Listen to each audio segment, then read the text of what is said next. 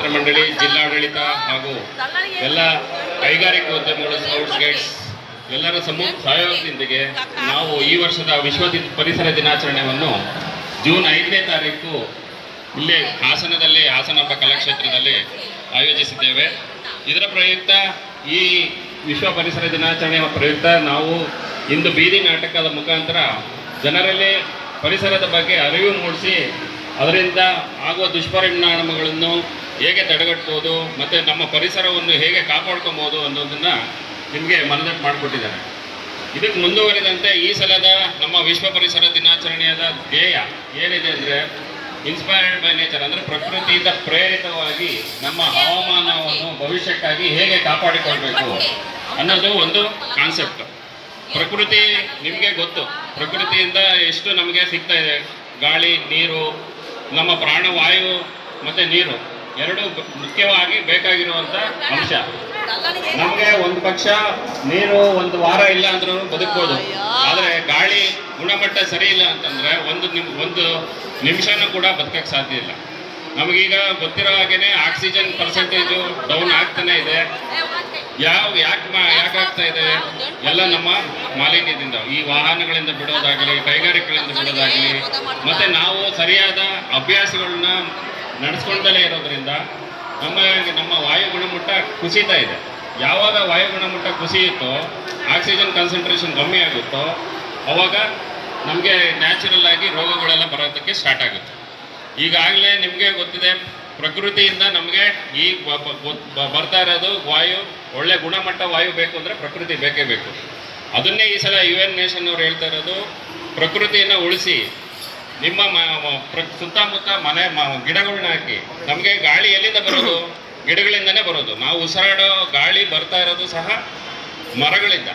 ಆ ಮರಗಳನ್ನೇ ನಾವು ನಾಶ ಮಾಡಿಕೊಂಡು ಸಿಟಿಗಳನ್ನ ಡೆವಲಪ್ ಮಾಡ್ತಾ ಇದ್ದೀವಿ.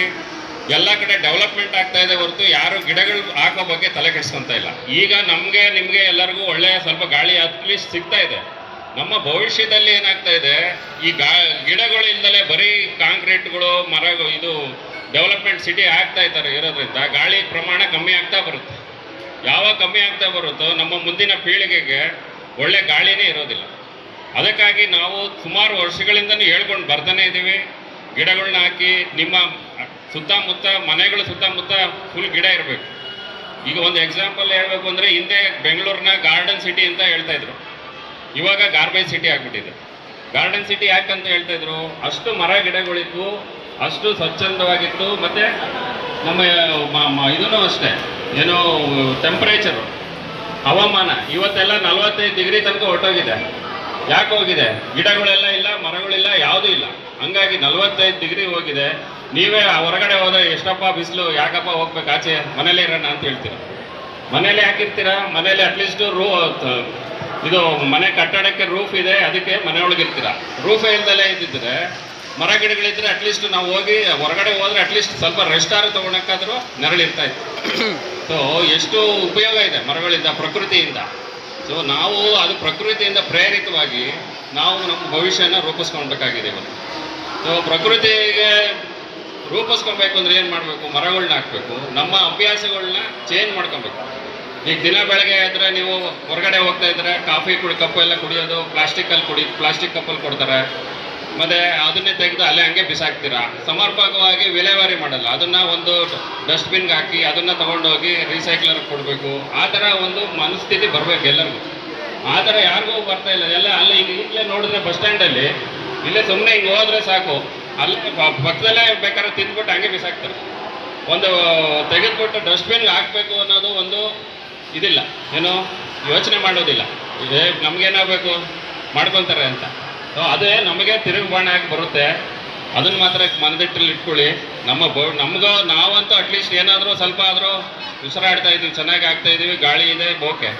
ಮುಂದೆ ಬರೋವಂಥವ್ರಿಗೆ ಯಾವುದೇ ಕಾರಣಕ್ಕೂ ನಾವು ಇವತ್ತು ರಕ್ಷಣೆ ಮಾಡಲಿಲ್ಲ ಅಂದರೆ ಗ್ಯಾರಂಟಿ ಅವ್ರಿಗೆ ಸಫರ್ ಪಡ್ತಾರೆ.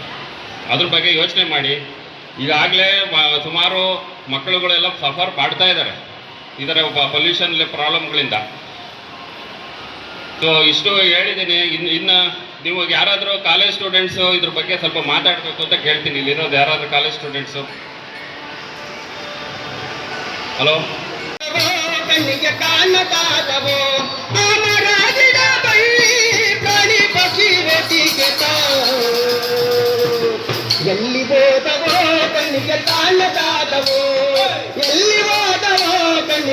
ಕಾಣದಾದವು ಅಡುಮೆ ಇದ್ದಲು ನಾನು ಕಾಡು ಕಣಿವೆ ಅಲೆವಾಗ ಅಡುಮೆ ಇದ್ದಲು ನಾನು ಕಾಡು ಕಣಿವೆ ಅಲೆವಾಗ ನರಿಮಲ್ಲ ಜಿಂಕೆಗಳು ಎಲ್ಲಂದರಲ್ಲೇ ಆಡುತ್ತಿದ್ದವು ನರಿಮಲ್ಲ ಜಿಂಕೆಗಳು ಎಲ್ಲಂದರಲ್ಲೇ ಆಡುತ್ತಿದ್ದವು ಜಿಂಕೆ ಬೇಕಂದ್ರೆ ಜೂಜೆ ಹೋಗಿ ಕಾಸು ಕೊಡಬೇಕಲ್ಲ